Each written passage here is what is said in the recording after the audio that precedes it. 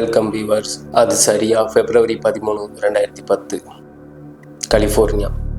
கலிஃபோர்னியாவில் இருக்கிற ஃபால்ஃப்ரூங்கிற ஏரியாவில் மைக்கேலுங்கிற ஒரு நபர் ஒரு வீட்டுக்கு போகிறாரு. அந்த வீடு வெளியே பூட்டி கிடக்கு. என்னடா வீடு பூட்டி கிடக்குத, எங்கே போயிருப்பாங்க அப்படின்னு சொல்லி திரும்பும்போது அந்த வீட்டுக்குள்ளேருந்து நாய் குலைக்கிற சவுண்டு கேட்குது. என்னடா பூட்டி கிடக்கிற வீட்டுக்குள்ளேருந்து நாய் விடாமல் குலைச்சிக்கிட்டே இருக்க அப்படின்னு சொல்லி வீட்டோட பின்பக்கத்தில் போய் பார்க்குறாரு. அங்கே ஒரு ஜன்னல் ஓப்பன் ஆகி இருக்கு. அந்த ஜன்னல் வழியாக வீட்டுக்குள்ளே ஏறி கொடுக்குறாரு. உள்ளே போய் பார்த்தா உள்ளே யாரையும் காணும். நாய் மட்டும் பின்னாடி தோட்டத்தில் கெட்டி போட்டுரு. உடனே அந்த வீட்டை விட்டு வெளியே வந்து அக்கம் பக்கத்தில் இருக்கிறவங்கள்ட்ட விசாரிக்கிறாங்க.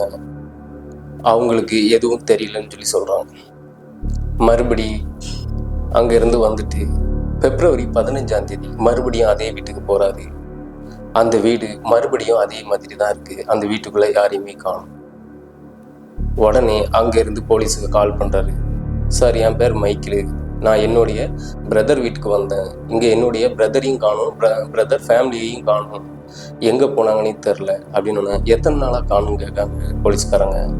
இல்லை சார், நான் 2 நாளைக்கு முன்னாடி பார்த்தேன், அப்பவும் இதேமாரி தான் இருந்துச்சு அப்படின்னு சொன்ன உடனே போலீஸ் அந்த ஸ்பாட்டுக்கு 10 நிமிஷத்தில் வந்துடுறாங்க. வந்து அந்த வீட்டுடைய மெயின் டோரை உடைச்சிட்டு உள்ளே போகிறாங்க.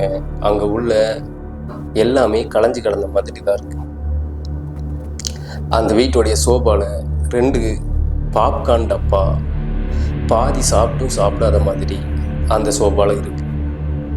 அக்கம் பக்கத்தில் உள்ளவங்கள்ட்ட எல்லாத்தையும் விசாரிக்கிறாங்க. அவங்களுக்கு யாருக்குமே எதுவுமே தெரிலன்னு சொல்லி சொல்கிறாங்க. அப்போ அவங்க வீட்டுக்கு முன்னாடி மாட்டியிருக்க உங்களுடைய சிசிடிவியை நாங்கள் செக் பண்ணி பார்க்கலாமா அப்படின்னு சொல்லி செக் பண்ணி பார்க்குறாங்க.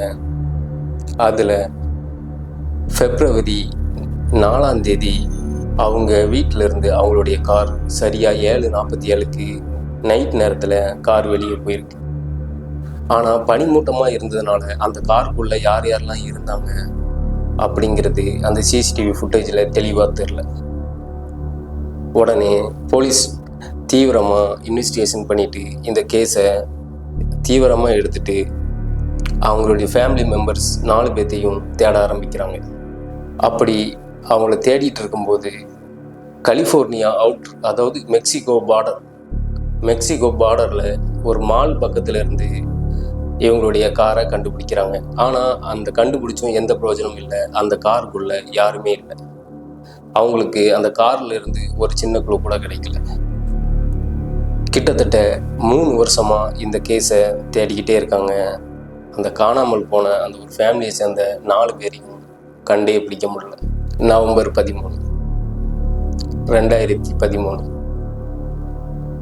கலிஃபோர்னியா விக்டர்வில்லுக்கு பக்கத்தில் இருக்கிற பாலைவனத்தில் பைக் ரேஸ் ப்ராக்டிஸ் பண்ணுவாங்க.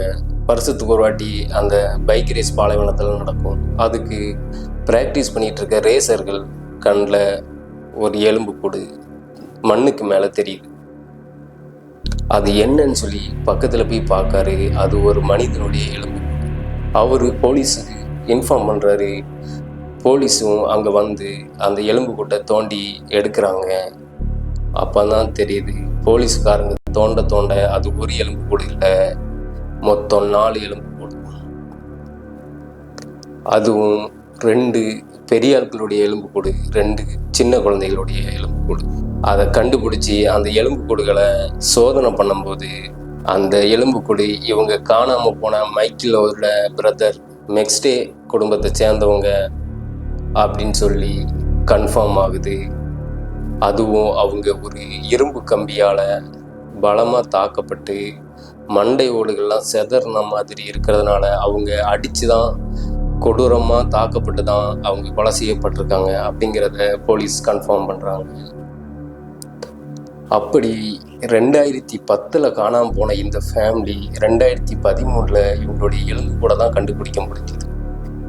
அப்படி 3 வருஷமாக இவங்களை சின்ன க்ளூ கூட கிடைக்காம, ஒரு சின்ன தடயத்தை கூட விட்டுட்டு போகாமல் யார் இவங்களை இவ்வளோ கொடூரமான முறையில் கொலை பண்ணது, அந்த கொலைகாரன் யார், இதை பற்றி தான் இன்றைக்கி நம்ம சேனலில் டீகோட் பண்ண போகிறோம். நீங்கள் பார்த்துட்டு இருக்கிறது பிரபா டிகோட்ஸ். நான் உங்கள் பிரபா. வாங்க இன்றைக்கி வீடியோக்குள்ளே போகலாம்.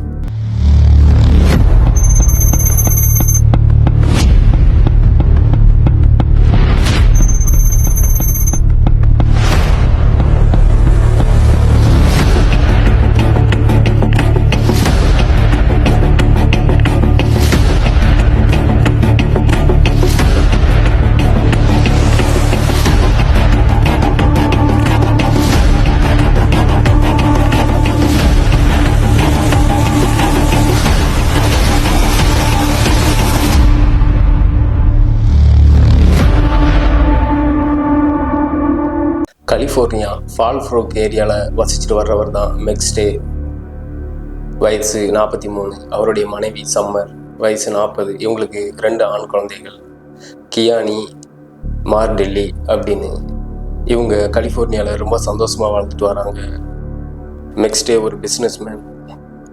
February 4, 2010 அன்னைக்கு நைட்டு சரியாக 7:47க்கு இவங்களுடைய கார் வெளியே போயிருக்கு. ஆனால் ரிட்டன் அந்த கார் அவங்க வீட்டுக்கு வரல. அன்னைக்கு காணாமல் போன அந்த ஃபேமிலி 2013 தான் பாலைவனத்தில் எலும்பு கூட மீட்டெடுக்கப்பட்டுச்சு. அப்படி அவங்கள யார் கொண்டு இருப்பா அப்படிங்கிற கோணத்தில் போலீஸ் தீவிரமாக இன்வெஸ்டிகேஷனை ஸ்டார்ட் பண்ண ஆரம்பிக்கிறாங்க. இவங்களுடைய கார் கலிஃபோர்னியா அவுட்டர் மெக்சிகோ பார்டரில் ஒரு மால் பார்க்கிங்கில் இவங்களுடைய கார் கண்டெடுக்கப்பட்டது. அப்போ ஒருவேளை இவங்க மெக்சிகோவுக்கு போயிருக்காங்களா அப்படின்னு மெக்சிகோ பார்டரில் இருக்கிற சிசிடிவி கேமரா எல்லாத்தையுமே செக் பண்ண ஆரம்பிக்கிறாங்க. அப்படி செக் பண்ணி பார்த்ததில் ஒரு 4 பேர் கொண்ட ஒரு ஃபேமிலி பார்டரை கிராஸ் பண்ணதாகவும் அந்த சிசிடிவியில் மங்களாக பதிவாகிருக்கு. அப்போ அமெரிக்கா போலீஸ் இன்டர்போலுக்கு இன்ஃபார்ம் பண்ணது, மெக்சிகோவில் அந்த ஃபேமிலியை தேடுங்க, இவங்க தான் அடையாளம்னு சொல்லி இவங்களுடைய ஃபோட்டோஸ் எல்லாத்தையுமே ஷேர் பண்ணுறாங்க. அப்படி அங்கே மெக்சிகோவில் போய் தேடும்போது அங்கே இருந்த ஃபேமிலி வேறு. இவங்க ஃபோட்டோவில் இருந்ததுக்கும் ஃபேமிலிக்கும் அந்த ஃபேமிலிக்கும் சம்மந்தமே இல்லைன்னு சொல்லி அங்கேருந்து இன்ஃபார்ம் பண்ணுறாங்க. அப்போது இங்கே காரை விட்டுட்டு அவங்க எங்கே தான் போனாங்க? கடைசியாக அவங்க வீட்டிலேருந்து வெளியில் வந்து காரு இந்த மால் பார்க்கிங்கில் தான் இருந்திருக்கு. அப்போ இங்கேருந்து அவங்க என்ன போனாங்க, அவங்களை யார் கொண்டிருப்பாங்க அப்படிங்கிற கோணத்தில் விசாரிச்சுட்டு வராங்க. மெக்ஸ்டேவோட பிரதர்கிட்ட மைக்கேல் கிட்ட இருந்து இன்வெஸ்டிகேஷன் ஸ்டார்ட் பண்ண ஆரம்பிக்கிறாங்க. உங்களுடைய பிரதர் வீட்டுக்கு நீங்கள் எப்போ போனீங்க? அவங்க என்னையிலேருந்து காணும்? உங்கள் பிரதருக்கு ஏதாவது பிஸ்னஸ் எதிரிகள் உண்டா அப்படிங்கிற விசாரிக்கும் போது அவர் இல்லை, அவருக்கு எந்த பிஸ்னஸ் எதிரியும் கிடையாது, அவர் உண்டு, அவர் வீடு உண்டு தான் இருப்பார், அவருக்கு ஃபேமிலி தான் உலகமே அப்படின்னு சொல்ல, கடைசியாக அவர் வந்து ஒரு ட்விஸ்ட் வைக்கிறாரு.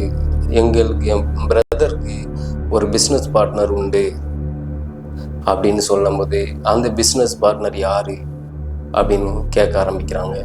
என்னுடைய பிரதருடைய பிஸ்னஸ் பார்ட்னர் சார்லஸ் மெரிட்டுங்கிற 40 வயது மதிக்கத்தக்க ஒரு நபரை அவருக்கு கை காட்டுறாரு. அவர்கிட்ட போய் விசாரிக்கும் போது அவர் எனக்கு எதுவும் தெரியாது, நானும் காணாமல் போன நாளிலிருந்து அவங்கள தேடிட்டு தான் இருக்கேன், அவங்கள கண்டே பிடிக்க முடியல அப்படின்னு அவரும் சொல்ல, சரி உங்களுக்கு ஏதாவது டீட்டெயில் தெரிஞ்சால் நீங்கள் எங்களுக்கு இன்ஃபார்ம் பண்ணணும் அப்படின்னு சொல்கிறாங்க. அடுத்தது மெக்ஸ்டேவோடைய பேங்க் டீட்டெயில் எல்லாமே செக் பண்ண ஆரம்பிக்கிறாங்க. அவருடைய பேங்க்கில் $1,00,000 அதிகமான பணம் இருந்திருக்கு. அந்த பணம் அவர் காணாமல் போனதுக்கப்புறம் யாரும் எடுக்கலை. அதுக்கப்புறம் அவருடைய ஃபோன் டீட்டெயில் எல்லாமே செக் பண்ணுறாங்க. அங்கே தான் ஒரு ட்விஸ்ட் இருக்குது.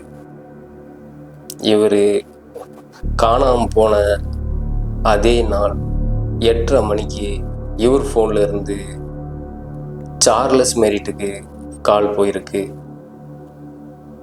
ஆனால் அந்த கால் ரொம்ப நேரமாக பேசப்படலை, கிட்டத்தட்ட ஒரு 3 நிமிஷத்துக்கு உள்ளே தான் பேசியிருக்காங்க அப்படின்னு சார்லஸ் மெரிட்டை கூப்பிட்டு விசாரிக்கும்போது அவர் ஆமாம் எனக்கு கால் பண்ணார், நான் மெக்சிகோவுக்கு போகிறேன், என்னுடைய பிஸ்னஸ் எல்லாம் நீயே பார்த்துக்கோ அப்படின்னு சொன்னார். நான் தியேட்டரில் படம் பார்த்துட்டு இருந்தேன், அதனால் அந்த காலை என்னால் சரியாக ரெஸ்பான்ஸ் பண்ண முடியல அப்படின்னு அவர் பதில் சொல்ல போலீஸுக்கு இன்னும் கொஞ்சம் குழப்பமாக இருக்குது.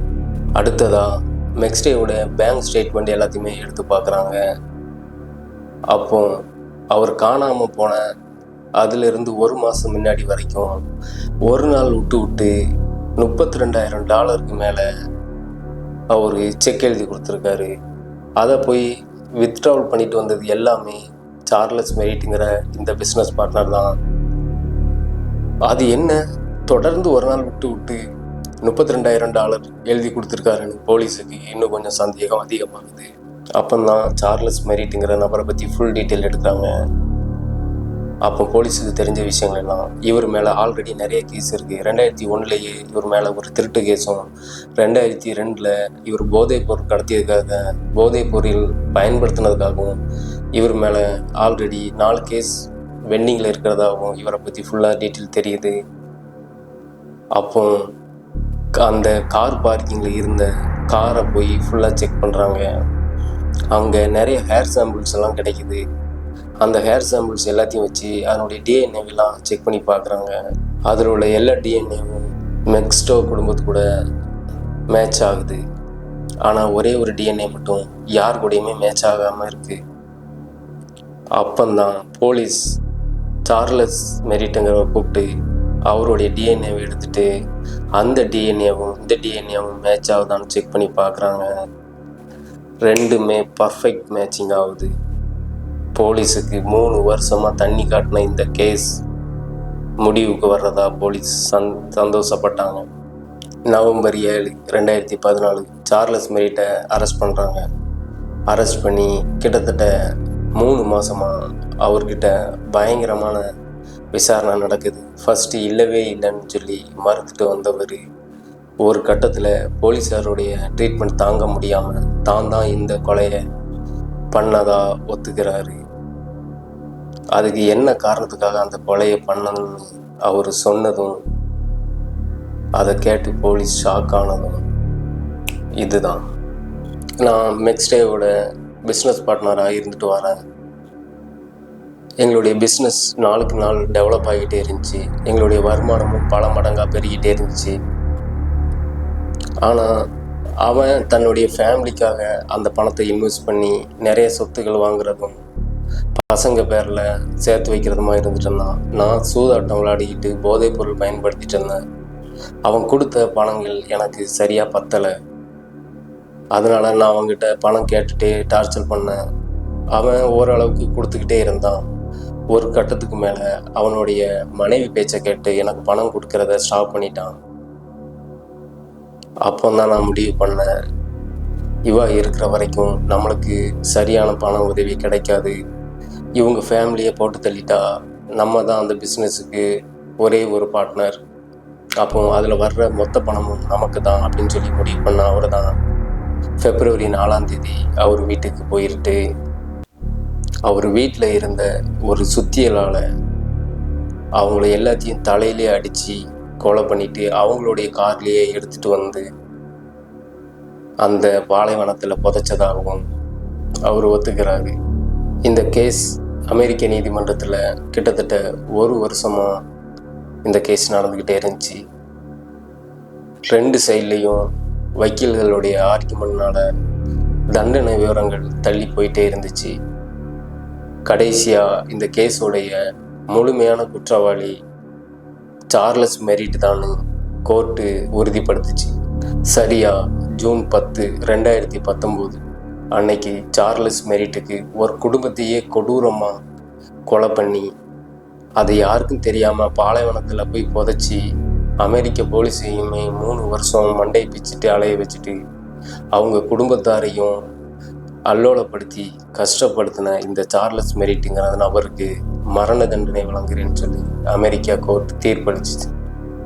ஒரு குடும்பத்தையே கொன்று குழி தோண்டி புதைச்சிட்டோம், இனிமேல் நம்மளை யாரும் கண்டுபிடிக்க முடியாதுன்னு நினச்ச அந்த சார்லஸ் மெரிட்டுக்கு ஒன்று மட்டும் தெரியவே இல்லை. சட்டம் சொல்லி கொடுத்தவங்க என்ன சொல்லி கொடுத்துருக்காங்கன்னா, குற்றவாளிகள் அவங்களுக்கே தெரியாமல் ஏதோ ஒரு தடயத்தை விட்டுட்டு போவாங்க, அதால் தான் அவங்க மாட்டுக்கு போகிறோன்னு சொல்லி தெரியாமல் அவங்க ஃப்ரீயாக சுற்றிட்டாலேயும் போது தான் அவங்க மாட்டுவாங்க அப்படின்னு சொல்லி கொடுத்துருக்காங்க. அதே மாதிரி தான் இவர் எந்த க்ளூவுமே இல்லைன்னு சொல்லி சந்தோஷமாக சுற்றிட்டு அலைஞ்சிருக்காரு. ஆனால் இவருடைய தலைமுடி, அதாவது மயிராலேயே மாட்டினார் இந்த மயிராண்டி. Thank you friends. இந்த வீடியோ பிடிச்சிருந்துச்சுன்னா ஒரு லைக் பண்ணுங்கள், ஒரு சப்ஸ்கிரைப் பண்ணுங்கள். நீங்கள் பண்ணுற ஒவ்வொரு லைக்கும் ஒவ்வொரு சப்ஸ்கிரைபும் எனக்கு மோட்டிவேட்டாக இருக்கும் நான் அடுத்தடுத்த வீடியோ மேக் பண்ணுறது. Bye friends.